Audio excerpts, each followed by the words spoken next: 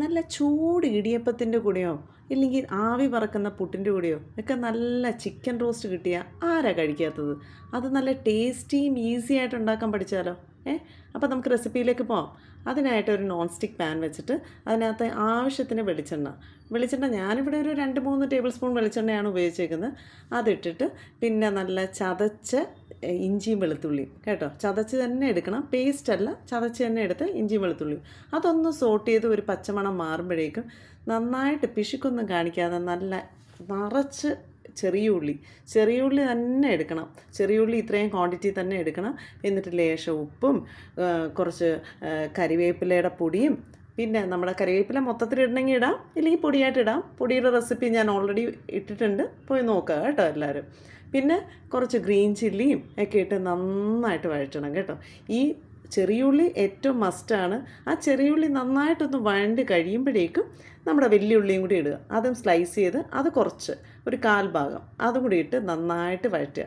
നന്നായിട്ട് വഴറ്റി കഴിഞ്ഞിട്ട് നല്ലൊരു ബ്രൗൺ കളറാവുന്ന വിധം, അതായത് ഒന്ന് പച്ചമണമൊക്കെ മാറി നല്ല ബ്രൗൺ ആയിട്ട് ഒരു 10 മിനിറ്റത്തെ കാര്യമേ ഉള്ളൂ, അപ്പോഴേക്കും പെട്ടെന്ന് കഴിയും. അത് കഴിഞ്ഞിട്ട് നമ്മുടെ പൊടികളെല്ലാം ഇടുക.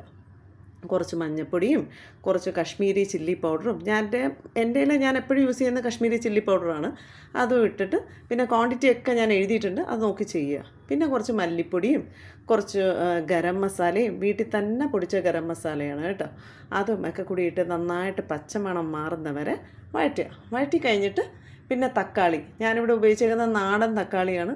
നാടൻ തക്കാളിയൊക്കെ ഉപയോഗിച്ച് കഴിഞ്ഞാൽ നല്ല ടേസ്റ്റാണ് കേട്ടോ, കറിക്ക് ആ ടേസ്റ്റ് ലെവലേ വേറെയാണ്.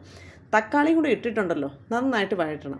അതിങ്ങനെ ഉടച്ചെടുക്കണം കേട്ടോ. തക്കാളിയുടെ ഇങ്ങനെ റോ ആയിട്ട് നിൽക്കുന്ന മാറി കണ്ടോ, ഈ ഒരു ടെക്സ്ചറിൽ ആക്കി നല്ലതായിട്ട് എടുക്കണം. അത് കഴിഞ്ഞിട്ട് നമ്മുടെ മെയിൻ ആൾ ആരാ, ചിക്കനും കൂടി അങ്ങ് ഇടണം. ചിക്കൻ ഇവിടെ ഓൾമോസ്റ്റ് 1 കിലോ ഒക്കെ ഞാൻ ചേർത്തിട്ടുണ്ട് കേട്ടോ. എന്നിട്ട് ഉപ്പ് ലേശം കുറവാണെന്ന് തോന്നി, നമ്മൾ ആദ്യം ചേർത്ത കുറച്ച് ഉപ്പല്ലേ ഉള്ളൂ, അതുകൊണ്ട് ഇത്രയും ചിക്കനും കൂടി ഇടുമ്പോഴേക്കും അതിനാവശ്യത്തിനുള്ള ഉപ്പും കൂടി ചേർത്ത് കഴിഞ്ഞ ശേഷം എല്ലാ മസാലയും ഒന്ന് പെരളണം. എല്ലാം ഇങ്ങനെ പുരട്ടിയെടുത്തിട്ട് ഒന്ന് അടച്ച് വെച്ചിട്ട് ഒരു 10 മിനിറ്റ് കുക്ക് ചെയ്യണം. അടയ്ക്കുന്ന ആ പാർട്ട് എൻ്റെ കിട്ടിയിട്ടില്ല, അപ്പോൾ അത് അടച്ച് വെച്ചിട്ട് ഒരു 10 മിനിറ്റ് കുക്ക് ചെയ്ത് കഴിഞ്ഞ് തുറക്കുമ്പോൾ കണ്ടോ ഇത്രയും വെള്ളം ഇറങ്ങുന്നുണ്ട്. ഇറങ്ങി കഴിയുമ്പോൾ എന്ത് ചെയ്യണം, പിന്നെ ഇതിനകത്ത് വെള്ളമൊന്നും ചേർക്കുകയും ചെയ്യരുത്, പിന്നെ നമ്മൾ അടച്ച് വയ്ക്കുകയും ചെയ്യരുത് കേട്ടോ. ഇത് തന്നെ നന്നായിട്ട് വഴറ്റി ഉണ്ടല്ലോ, ഒത്തിരി ഉടഞ്ഞൊന്നും പോകരുത്, അല്ലാത്ത രീതിയിൽ നന്നായിട്ട് വഴറ്റിയിട്ട് കണ്ടോ എണ്ണ ഇറങ്ങുന്നത് കണ്ടോ, എണ്ണ ഇങ്ങനെ തെളിഞ്ഞ് വരും. Almost chicken കുക്കായിട്ടുണ്ട്.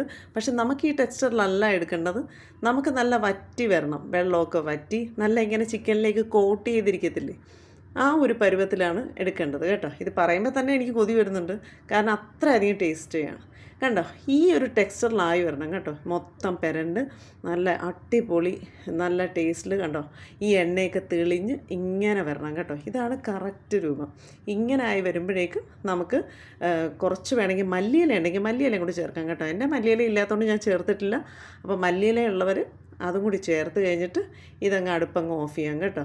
അപ്പം ഈ റെസിപ്പി എല്ലാവരും ട്രൈ ചെയ്ത് നോക്കണം, എല്ലാവർക്കും ഇഷ്ടപ്പെടും. അപ്പം മറ്റൊരു റെസിപ്പിയായിട്ട് വീണ്ടും കാണുന്നവരെ എല്ലാവർക്കും ബൈ.